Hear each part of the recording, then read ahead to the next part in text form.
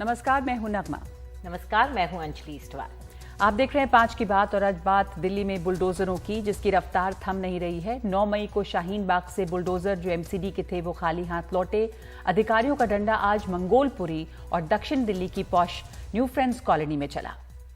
लेकिन यहाँ भी जिनका नुकसान हुआ वो थे रेड़ी पटरी लगाकर अपनी रोजी रोटी चलाने वाले गरीब लोग। कई जगह तो लोगों ने अपना दुकान सामान वक्त पर समेट लिया और नगर निगम की टीम के आने से पहले हट गए, लेकिन जो नहीं हट पाए उन्हें नुकसान झेलना पड़ा। हालांकि कानूनी तौर पर इन लोगों की दुकान अतिक्रमण के तहत आती है, लेकिन क्या एक साफ और सुंदर शहर की चाह में लोगों की रोजी को रौंद देना जायज है?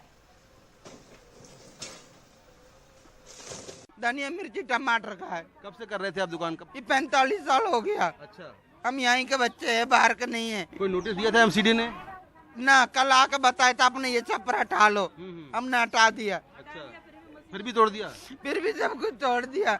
मेरे रहती भी थी, इसी में बना के खाती पीती, इसी में गुजारा करती थी। अब मैं कहाँ जाऊँ, कहाँ रहूँ मैं? गरीब आदमी कहाँ जाएगा? वो मजदूर आदमी क्या करेगा? वो तो सुबह शाम यहीं खाने वाला था पटरी पे, और कोई पक्की दुकान भी नहीं है और कोई इनके लिए कोई जगह भी नहीं है। पहले तो बेरोजगारी तो इतनी बढ़ाई रखी थी, काम धंधा तो खत्म था सर। ये जो थोड़ा बहुत जो सब्जी 100-200 की ये बेच लेते थे सर, वो भी कारोबार छीन लिया सर। चाय बेचती थी आप? कब से? 300 साल करीब हो गया। तो क्या सामान ले गए आपका? सामान नहीं, सामान जो था साटा वो सारे तोड़ फाड़ करके पन्नी उन्नी जो था तिरपाल ऊपर सारे। अब दुकान तो नहीं लगा पाएंगे, अब क्या करेंगे आप? क्या करेगा, भगवान है गुजारा करने वाला, और क्या करेगा। एक अनुमान के मुताबिक दिल्ली में 4 से 5 लाख लोग दिल्ली में रेड़ी पटरी पर दुकान लगाते हैं। इसी से उनके घर का चूल्हा जलता है, इसी के दम पे उनके बच्चों को बेहतर भविष्य का सपना दिखाया जाता है। लेकिन सिर्फ 66,425 दुकानदारों को ही नगर निगम से रेड़ी लगाने की अनुमति अब तक है। कहने को तो दिल्ली में इनकी बेहतरी के लिए कानून भी बनाए गए हैं, लेकिन इन कानूनों की सबसे बड़ी अनदेखी अगर कोई करता है तो वो खुद एमसीडी ही है।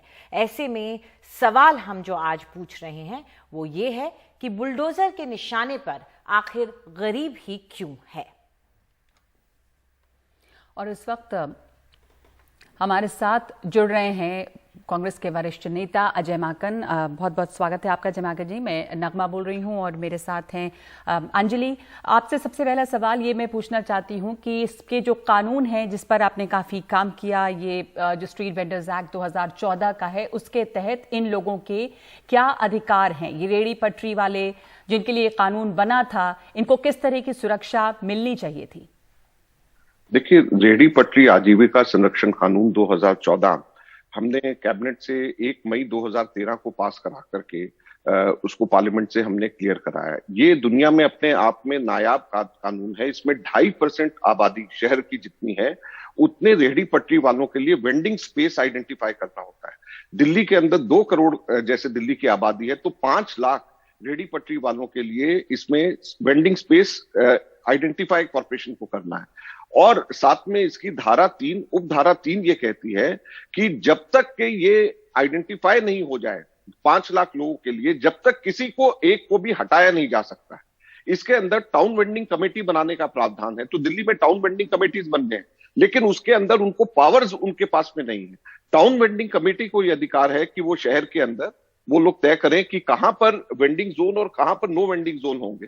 तो जहां पर वेंडिंग और नो वेंडिंग जोन होंगे, ये टाउन वेंडिंग कमेटी इसको तय करेगी। और दिल्ली में 5 लाख जब तक के वेंडिंग स्पेसेस आइडेंटिफाई नहीं हो जाते हैं, इनको वेंडिंग सर्टिफिकेट्स नहीं मिल जाते हैं, जब तक कि किसी को हटाया नहीं जा सकता। ये हमारा कानून है। दुर्भाग्य की बात यह है कि इस कानून की धज्जियां उड़ाई जा रही हैं। जहांगीरपुरी के अंदर भी इससे पहले जो बुलडोजर फिरा, वहां पर वो एक गरीब जूस वाले के ऊपर वहां पर फिरा। दिल्ली के अंदर आज ये सीधे सीधे, इस पे कोई धर्म का चश्मा नहीं है, इसके अंदर कोई जाति का चश्मा नहीं है। गरीब इसमें सबसे ज्यादा इसमें प्रताड़ित हो रहे हैं। गरीबों के ऊपर बुलडोजर फेरा जा रहा है। जो अमीर है, चाहे किसी भी धर्म किसी भी जात का हो, वो पैसे खिला करके कॉर्पोरेशन में, पुलिस में, कोर्ट से स्टे भी ले आते हैं और वो लोग बच जाते हैं और गरीब इसके अंदर फंस जाते हैं। जी अजय जी, सवाल कई जो बाशिंदे हैं दिल्ली के वो ये भी उठाते हैं कि शहर है, शहर को साफ सुथरा रखना है, शहर के कुछ कायदे कानून होते हैं। वो कहते हैं, आज जैसे कई लोग ऐसे भी थे न्यू फ्रेंड्स कॉलोनी जैसे इलाकों में जो कह रहे थे कि आने जाने का रास्ता पूरा चला जाता है, तो बिल्कुल, तो वो किस तरीके से बैलेंस किया जा सकता है? हाँ, आपने बड़ा अच्छा सवाल पूछा। इस कानून के अंदर ये प्रावधान है कि टाउन वेंडिंग कमेटी के 40% मेंबर्स जो हैं वो टाउन वेंडर्स अपने आप खुद सेलेक्ट करेंगे। रेजिडेंट वेलफेयर एसोसिएशन के लोग होंगे, मार्केट एसोसिएशन के लोग होंगे, और वो लोग मिलकर के वेंडिंग स्पेसेस आइडेंटिफाई करेंगे। और वो वेंडिंग स्पेसेस जब आइडेंटिफाई होंगे, सबके सब लोग उस वेंडिंग स्पेस के अंदर रहेंगे, और ये लोग साथ साथ में जो है नो वेंडिंग जोन भी आइडेंटिफाई करेंगे। जहां तक के रास्ते के अंदर जो है रोकने की जहां तक के बात है, मुझे आप बताएं, एक लंबी गाड़ी मर्सिडीज की या बड़ी जो है एसयूवी चला करके एक आदमी उसमें बैठता है, वो सड़क पे ज्यादा जगह घेरती है, या एक टेबल जितनी, अपनी चादर जितनी जगह के ऊपर सामान बेचने वाला गरीब आदमी जो कि सर्विस प्रोवाइडर है, वो लोगों का रास्ता रोक रहा है? लोगों का रास्ता अगर सबसे ज्यादा रोका जा रहा है, तो ये पार्क करे हुए जो गाड़ियां हैं, जिसमें एक गाड़ी, एक एसयूवी, एक आदमी ने, एक परिवार के अंदर 5 आदमी, तो 5 गाड़ियां बाहर सड़क के ऊपर रखी हुई हैं। तो वो लोग जो है न्यू फ्रेंड्स कॉलोनी वाले, वो सड़क रोकना नहीं देखते हैं। एक गरीब आदमी एक चादर जितनी जगह के ऊपर सामान बेच रहा है और वो लोग वहां से खरीद रहे हैं, क्या वो लोग वहां पर सड़क रोक रहे हैं? तो ये बिल्कुल गरीबी और अमीरी की एक तरीके से ये लोग बात करते हैं। न्यू फ्रेंड्स कॉलोनी वालों को अपनी गाड़ियां खड़ी हुई रोड के ऊपर वो रास्ता रोकते हुए नजर नहीं आती। एक गरीब आदमी अपना ठेला वहां पे लगा करके, जिनसे वो लोग खुद सामान खरीदते हैं, वो उनको रास्ता रोकते हुए नजर आता है। तो ये कहां का न्याय है? और जहां तक कानून की बात है, हम तो कह रहे हैं कि कानून का पालन करें। कानून सीधे सीधे ये कहता है कि इन टाउन वेंडिंग कमेटी के हाथ में दीजिए, ये वेंडिंग जोन बनाए, 5 लाख लोग कहां पर दिल्ली के अंदर हों, और इसी तरीके से पूरे हिंदुस्तान के शहरों में ये टाउन वेंडिंग कमेटी तय करे कि ये स्ट्रीट वेंडर्स कहां पे बैठे, कौन सी नो वेंडिंग जोन हो। उस टाउन वेंडिंग कमेटी में रेजिडेंट वेलफेयर एसोसिएशन भी आए, मार्केट एसोसिएशन भी आए, ट्रैफिक पुलिस वाले भी आए, कॉर्पोरेशन भी आए, और सब मिलकर के फैसला करें। क्यों नहीं फैसला करते? कानून है तो फैसला करें। 8 साल हो गए कानून बने हुए, अभी तक दिल्ली में इनसे नहीं हुआ। और कानून व्यवस्था की अगर ये अमीर लोग बात, अजय जी, ये जो वेंडिंग नॉन वेंडिंग जोन की आपने बात की है, जिसके लिए कमेटी बनी, तो इसका कितना हद तक काम हो पाया है दिल्ली में? क्या डिमार्केशन कोई हुआ है? सिर्फ कमेटी बनी है। कमेटी भी इसलिए बनी है कि हम लोग हाई कोर्ट गए।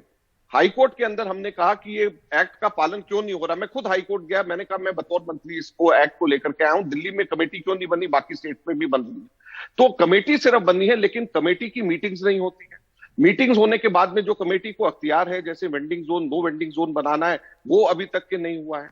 सर्वे नहीं हुआ। आपने अभी शुरू में खुद बताया कि सिर्फ 66,000 लोग आइडेंटिफाई हुए हैं। हम हर कोई जानता है कि दिल्ली में 4.5-5 लाख स्ट्रीट वेंडर्स हैं, रेडी पटरी वाले हैं, सिर्फ 66,000 उसमें से आइडेंटिफाई हुए हैं। तो इसका मतलब जब 10% ही आइडेंटिफाई हुए हैं, तो 90% तो काम ही नहीं हुआ है। अजय जी, सवाल ये भी बनता है कि ये जो पूरा खाका तैयार किया, आप टाउन वेंडिंग कमेटी की बात कर रहे हैं, सर्वे की बात कर रहे हैं, एप्लीकेशन देना पड़ता है खुद वेंडर को, खुद को आइडेंटिफाई करके, एक ऑनलाइन प्रोसीजर, ये भी गलत है। मैं एक सेकंड दे रहा हूं। एप्लीकेशन देना, हमने एप्लीकेशन बेस्ड नहीं, हमने सर्वे बेस्ड करा है। क्योंकि जब हम ये कानून बना रहे थे, हमारे पास में नासवी और सेवा की जो एनजीओ हैं, उन्होंने कहा कि आप एप्लीकेशन करेंगे तो ये इतने कंडीशंस लगाएंगे कि ये एप्लीकेशन नहीं करे। तो टाउन वेंडिंग कमेटी ही खुद सर्वे करे, खुद टाउन वेंडिंग कमेटी जिसमें 40% वेंडर्स है। हाँ, वो सर्वे किए ही नहीं इन्होंने, सर्वे इन्होंने करे ही नहीं है। सर्वे कॉर्पोरेशन ने और दिल्ली सरकार जिनको सर्वे कराना था, सर्वे एजेंसीज मुकर्रर करी गई। अब पता चल रहा है कि सर्वे की कंपनी जो मुकर्रर करी गई उसको पैसे नहीं दिए गए, इसलिए वो भाग गए। तो इस तरीके की चीजें मिल रही, क्योंकि सरकारों का और कॉर्पोरेशन का इस तरफ ध्यान ही नहीं है, जबकि इससे रेवेन्यू इकट्ठा हो सकता है। और इसमें इतना भ्रष्टाचार है, एक रेडी पट्टी 5 लाख है, तो आप सोचिए कि रोज के अगर 500-700 रुपए अगर हर एक से लेते हैं, तो कितना पैसा कहां से कहां तक जा रहा है। अगर वही पैसा जो है, थोड़ा सा पैसा इनसे रेवेन्यू के रूप में ले, तो आज कॉर्पोरेशन के पास पैसे की भी कमी नहीं रहेगी। जी, अब जैसे चूंकि वेंडिंग नॉन वेंडिंग जोन जो है वो डिमार्केट नहीं हुए हैं, उस पर कोई काम ही नहीं हुआ है अभी तक, तो ऐसे में लगातार एक तरह से हरासमेंट रहती है उन लोगों की जो रेडी पटरी लगाते हैं, और आप जैसा कहा कि पैसे की वसूली और तमाम चीजें जो हैं वो हो रही हैं। अगर ये जो एक्ट था 2014 का, ये जो एक्ट है vendors act, street vendors act, उसकी कुछ क्या बड़ी बातें अगर इम्प्लीमेंट हो तो किस तरह की सुरक्षा मिल जाएगी ये स्ट्रीट वेंडर्स को, रेडी पटरी वालों को? देखिए, जैसे आपने खुद अभी बताया कि सबसे महत्वपूर्ण काम इसको वेंडिंग और नो वेंडिंग जोन्स को डिटरमिन करना था। और जिस कमेटी ने बनाना था उस कमेटी के अंदर 50% कम से कम हमने 40% इलेक्टेड टाउन वेंडिंग कमेटी और 10% जो वेंडर्स में काम करते हैं, ताकि उनकी से कम ना हो। बाकी 50% के अंदर हमने कहा कि सरकार और कॉर्पोरेशन, रेजिडेंट वेलफेयर एसोसिएशन को, मार्केट एसोसिएशन को, ट्रैफिक पुलिस को, कॉर्पोरेशन को, सब लोग हों। तो ये सब के सब लोग जो है मिल करके तय करें कि कौन सी सड़कें ऐसी हैं जो चौड़ी हैं, जहां पर ट्रैफिक को दिक्कत ना हो, जहां पर हम वेंडिंग जोन बना सकते हैं, और फिर उसके बाद में नो वेंडिंग जोन बनाया जाए। तो अगर ये सारा का सारा काम अगर हो जाएगा तो कहीं पर भी कोई दिक्कत, और कॉर्पोरेशन को रेवेन्यू इनसे मिलेगा। इनको आप हर महीने इनसे आप 500 रुपए 400 रुपए इनसे अगर फीस लगा देंगे, खुशी खुशी ये लोग देंगे, क्योंकि अभी उतना हर रोज इनको रिश्वत के तौर पे देना पड़ता है। तो ये काम इसका सबसे बड़ा काम था। इसके अंदर शिकायत सुनने के लिए एक ग्रीवेंस रिड्रेसल कमेटी, जिसमें एक डिस्ट्रिक्ट जज रिटायर्ड कोई होना चाहिए, वो बनाने की बात थी, वो अभी तक के नहीं हुई। सर्वे करने की बात थी, और सर्वे अभी तक के पूरी दिल्ली का नहीं हुआ है, जैसे 66,000 सिर्फ अभी तक के लोग सर्वे के अंदर आए हैं। तो ये सारी चीजें सिर्फ इसमें से एक अभी इलेक्शंस हुए हैं, वो भी कोर्ट के आदेश के ऊपर हुआ है, उसके आगे गाड़ी आगे नहीं बढ़ी। तो स्ट्रीट वेंडर्स एक्ट 2014 बना, लेकिन अभी तक उसमें कोई कार्रवाई आगे जो है, जो रिकमेंडेशंस थे उस पर कुछ भी हुआ नहीं है। इसलिए हो ये रहा है कि लगातार जो गरीब हैं वो बुलडोजरों के निशाने पे हैं, चाहे वो जहांगीरपुरी हो या अभी वो न्यू फ्रेंड्स कॉलोनी हो। तो लगातार जो इसका शिकार बन रहे हैं वो यही गरीब लोग बन रहे हैं। जी, शुक्रिया अजय जी, आप हमारे साथ जुड़े, इसके लिए बहुत बहुत शुक्रिया आपका। तो कानून बना, लेकिन एमसीडी ने अपना काम पूरा नहीं किया, न सर्वे किया, ना उसने लोगों की एप्लीकेशंस को लाने की कोशिश की, ना उसने अभी तक 66,000 से ज्यादा स्ट्रीट वेंडर्स को सर्टिफिकेट दिया है। तो फिर गलती किसकी है? उसकी जो पटरी लगा रहा है, या फिर एमसीडी की जो बुलडोजर चला रही है? सवाल ये भी है। तो फिलहाल एक ब्रेक, और ब्रेक के बाद दिल्ली में मुगलिया नामों के खिलाफ बीजेपी ने मोर्चा खोला।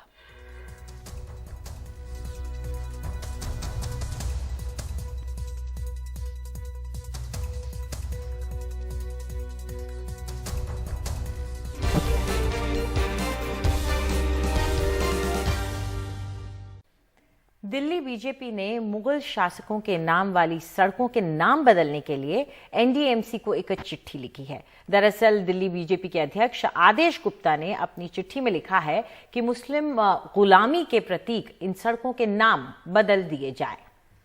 तो आदेश गुप्ता ने इस चिट्ठी में ये मांग की है कि तुगलक रोड का नाम बदलकर गुरु गोविंद सिंह रोड कर दिया जाए, अकबर रोड महाराणा प्रताप रोड कहलाए, औरंगजेब रोड को अब्दुल कलाम लेन से जाना जाए और हुमायूं रोड महर्षि वाल्मीकि रोड हो, शाहजहां रोड जनरल बिपिन रावत के नाम पर रखा जाए।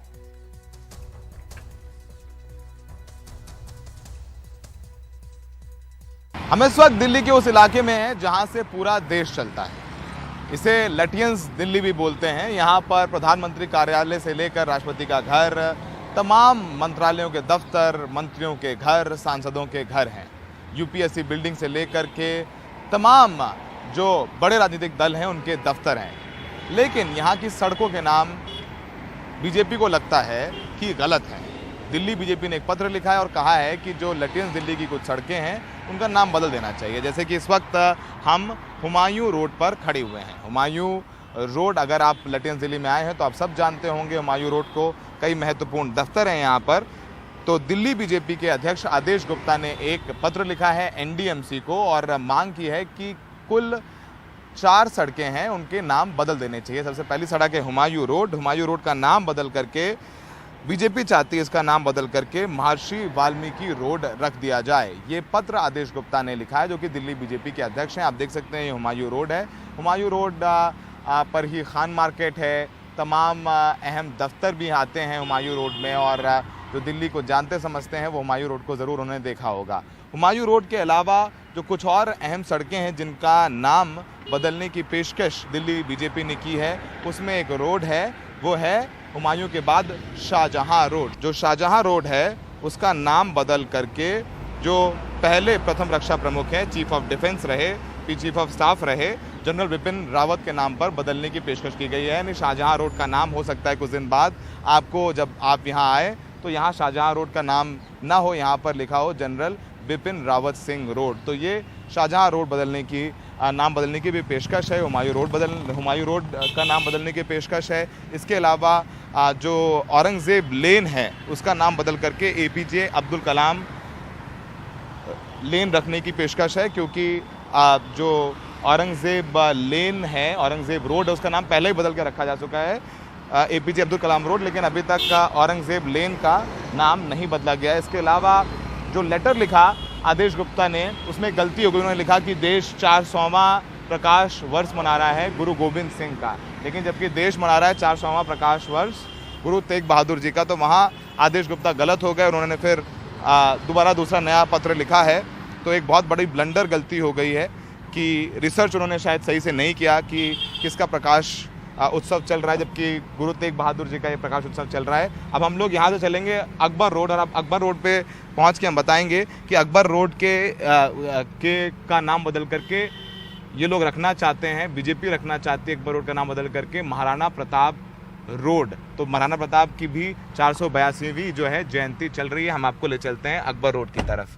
ये हम अकबर रोड में एंटर कर गए, आपको नज़र आएगा वो साइन बोर्ड अकबर रोड आपको लिखा हुआ नज़र आएगा, और यहाँ पर हम लोग उतरते हैं और आपको साइन बोर्ड के नज़दीक ले चलते हैं। ये अकबर रोड का साइन बोर्ड आपको नज़र आएगा, और यही रोड आगे जा कर के इसी रोड पर ही गुजरात भवन भी है, जो अभी हाल ही में बनाया है बड़े अच्छे बहुत लैविश तरीके से। तो ये अकबर रोड है, जिसका नाम बदल करके हो सकता है कि अगली बार आप आएँ तो यहाँ पर आपको अकबर रोड की जगह महाराणा प्रताप रोड नज़र आए।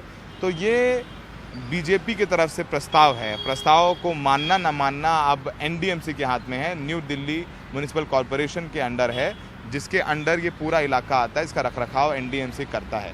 देखिए, अब सवाल यही उठ रहे हैं कि आप सड़कों का नाम बदल दीजिए सियासत में, लेकिन अब भी दिल्ली में पानी की समस्या है, बिजली की समस्या है, रेहड़ी पटरी तोड़ी जा रही है, बेरोज़गार लोग हैं। कहीं ना कहीं आप नामों को लेकर सियासत करते हैं, लेकिन इस सियासत में जो इन सड़कों पर लोग रहते हैं, जो गरीब रहते हैं, रेहड़ी पटरी जिनकी है, उनकी रेहड़ी पटरी तोड़ी जाती है, वो सड़क पर आ जाते हैं। तो लोगों का ख्याल करना चाहिए, ना कि सड़कों का, ना ही सड़कों के नामों का। वैसे BJP का तर्क है कि ये सारे नाम जो हैं वो गुलामी का प्रतीक हैं, ऐसा BJP का तर्क। सहयोगी आजम के साथ नई दिल्ली से सौरभ शुक्ला, NDTV इंडिया। तो ये सियासत सिर्फ सड़कों के नाम तक सीमित नहीं है। फिलहाल एक छोटा सा ब्रेक ले रहे हैं। ब्रेक के बाद बताएंगे कि कैसे कुतुब मीनार में हनुमान चालीसा को लेकर अब एक नया विवाद पैदा किया जा रहा है।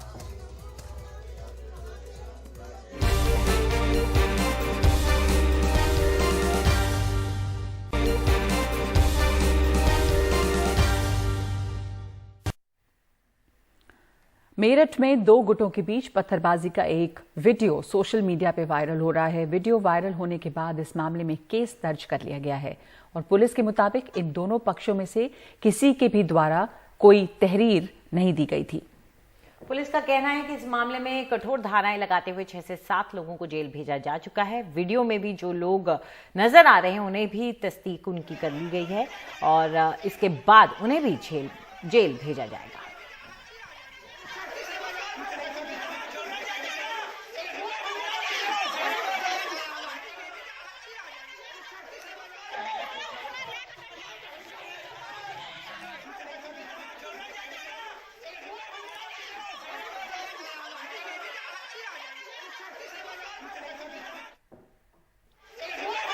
अब बात करते हैं दिल्ली की, जहां पर सड़कों के नाम बदलने के अलावा अब दूसरी मांगे भी उठ रही हैं कुछ हिंदू संगठनों की तरफ से। एक हिंदू संगठन है महाकाल मानव सेवा, जिसके सदस्यों ने आज कुतुब मीनार के पास हनुमान चालीसा के पाठ कर आज अपना विरोध जताया। इनका दावा है कि कुतुब मीनार वास्तव में विष्णु स्तंभ है।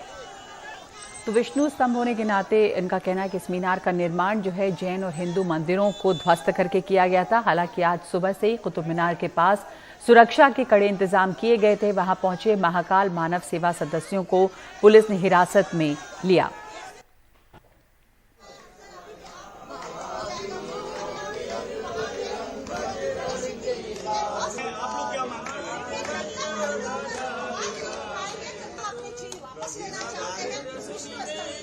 ये कुतुब मीनार नहीं, विष्णु स्तंभ है।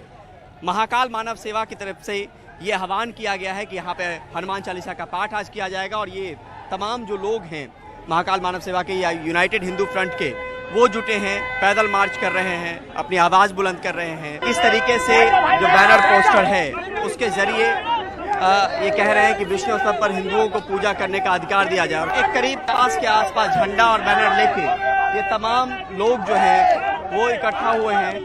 और यहाँ पर आप देखिए कि कुछ लोगों को डिटेन करने का सिलसिला जो है वो फिलहाल चल रहा है और डिटेन किया जा रहा है यहाँ पर। और ये जो है ये पहले से बैरिकेडिंग भी की गई थी कुतुब मीनार के पास, और कुतुब मीनार के पास बैरिकेडिंग के जरिए सुनिश्चित करने की कोशिश की गई थी कि किसी तरीके का लॉ एंड ऑर्डर सिचुएशन जो है वो बाधित ना हो। और यहाँ पर एक एक जो कार्यकर्ता हैं जो प्रोटेस्ट कर रहे थे महाकाल मानव सेवा के, उनको बसों में बढ़ा दिया गया है।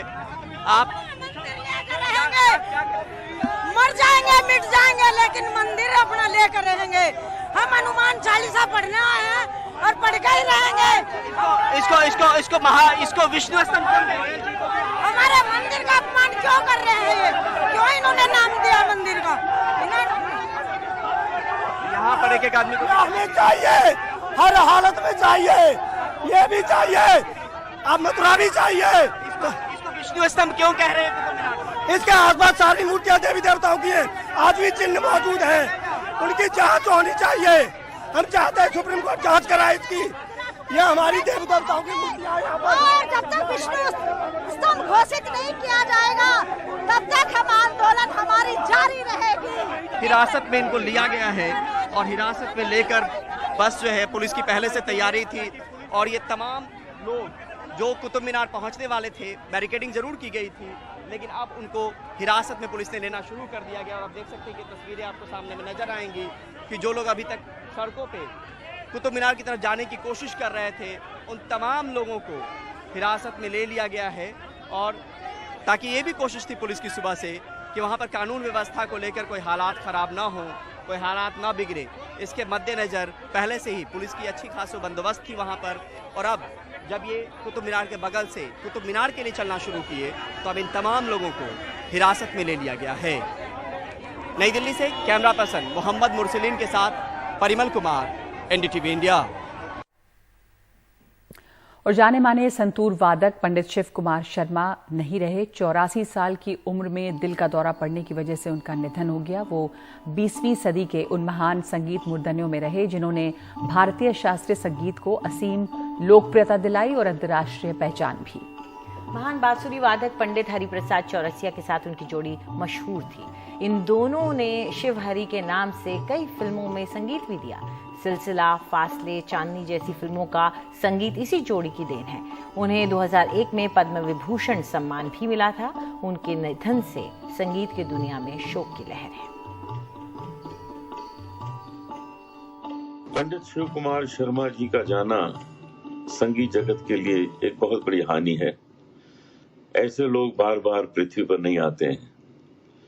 संतूर जो पहले फोक म्यूजिक में बजाया जाता था जम्मू कश्मीर में,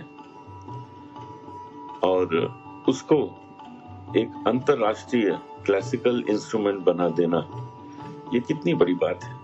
पंडित शिव कुमार शर्मा जी जैसे कलाकार थे वैसे इंसान थे। जितना खूबसूरत उनका इंस्ट्रूमेंट, वो भी उतने खूबसूरत।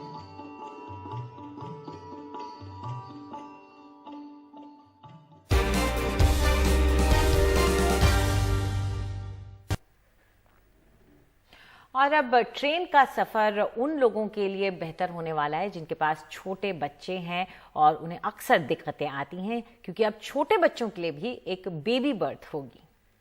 भारतीय रेलवे ने फिलहाल ट्रायल के तौर पे लखनऊ मेल में 2 बेबी बर्थ लगाए हैं। और इस बारे में हमारे सहयोगी परिमल कुमार ने बात की नॉर्दर्न रेलवे के CPRO दीपक कुमार से। ट्रेन में बेबी बर्थ यानी जैसे बड़ों के लिए बर्थ होता है वैसे बच्चों के लिए बर्थ, इसकी शुरुआत हो गई है, लेकिन ट्रायल बेसिस पर है। और ये शुरुआत को सोशल मीडिया में बहुत ज़्यादा तरजीह भी दी जा रही है। लोग इसकी बढ़ चढ़ कर प्रशंसा कर रहे हैं, सराहना कर रहे हैं। और इस पर बात करने के लिए हमारे साथ दीपक कुमार हैं जो नॉर्दर्न रेलवे के CPRO हैं। सर, इसको लेकर कैसे योजना बनी और किस ट्रेन में इसकी ट्रायल बेसिस पर आपने? नहीं, इस योजना से पहले मैं आपको थोड़ा सा ये बता देता हूँ कि माननीय रेल मंत्री जी के कुशल निर्देशन में हमेशा रेलवे कुछ न कुछ नया करने की कोशिश करता है, और उसी कड़ी में ये है कि मदर डेज़ के ऊपर कैसे अपनी माताओं को, बहनों को जो अपने बच्चे के साथ ट्रैवल कर रही हैं, उनको क्या अच्छी से अच्छी सुविधा हम दे सकते हैं। तो उसी कड़ी में दिल्ली डिवीज़न और लखनऊ डिवीज़न ने इसके बारे में ये काम किया और आपने वीडियो देखा है इसका। और उस वीडियो में ये दिखाया गया है कि कैसे एक फोल्डेबल बर्थ है छोटा सा, जिसमें बच्चे को सुलाया जा सकता है। छोटे बच्चे के साथ ट्रैवल करना चाहती हैं तो उसको कैसे फैसिलिटेट किया जा सकता है, कैसे उनको बेहतर से बेहतर सुविधाएं दी जा सकती हैं। तो उस कड़ी में ये एक छोटी सी पहल है। और आपने देखा कि इस ट्रेन में जो लखनऊ मेल है उसके एक कोच में 2 बर्थ लगाए गए हैं। इसको बहुत से लोग इसको जो है वो सराह रहे हैं, उसको प्रशंसा कर रहे हैं। अब इसको थोड़ा सा हम देखेंगे, वॉच करेंगे और जैसे जैसे लोग अगर इसको पसंद करते हैं तो उसको फिर आगे भी इसको बढ़ाया जा सकता है। हमने ये भी देखा कि सुरक्षा को लेकर भी उसमें इंतजाम है, मतलब जैसे बड़े वाले बर्थ में होता है, आप हैंडल लगा दीजिए बगल साइड से। हाँ, क्लिप का भी वो उसमें अगर आप वीडियो को ध्यान से देखें, जो कि अब आप अपने चैनल पे दिखा भी रहे हैं, तो उस पे आपने देखा होगा कि उसके अंदर जब आप सीट को अनफोल्ड करते हैं तो उसके अंदर एक लॉकिंग अरेंजमेंट है ताकि बच्चे को किसी तरीके से जो है वो नुकसान ना हो सके और उनकी सेफ्टी का ध्यान रखा जा सके। तो हम ये सारी सेफ्टी का ध्यान रखते हुए ये हम प्रयास कर रहे हैं कि कैसे ये जो फैसिलिटी है अपनी माताओं और बहनों के लिए ये हम बेहतर इस पर कर सकते हैं। तो आने वाले वक्त में अगर ये चीज़ें और आगे इसको गति दी जाती है, बढ़ाई जाती है, तो फिर उसका इंतजाम भी होगा ताकि वो बर्थ अलॉट हो पाए बेबी बर्थ। जी, ऐसा ही हमारा प्लान है। कोई और योजना सर आगे को लेकर? हमारी तो रोज कोशिश है। हमारे अगर आप देखें डिविजन्स के अंदर डीआरएम्स और इंजीनियर्स जो, तो हम 24 घंटे हमारा काम यही है कि कैसे आप लोगों को बेहतर से बेहतर सुविधाएं, कैसे हम आप लोगों को अच्छी से अच्छी सुविधा और सेफ्टी के साथ हम आप लोगों को दे सकें। तो एक बार और आपको बता दें कि इसमें लखनऊ मेल के 3rd AC में B4 बॉगी है, जिसमें 2 बर्थ बेबी बर्थ ऐसे लगाए गए हैं और कोशिश फीडबैक के आधार पे और भी इस तरह के बर्थ इंतजाम करने की होगी, लेकिन सोशल मीडिया पे इसकी खूब सराहना हो रही है। नई दिल्ली से परिमल कुमार, NDTV इंडिया। तो ये एक अच्छी पहल है और अभी प्रयोग के तौर पर इसे शुरू किया गया है कि कितना कामयाब हो पाता है। देश की माफ कीजिएगा 5 की बात में अभी के लिए इतना ही। नमस्कार।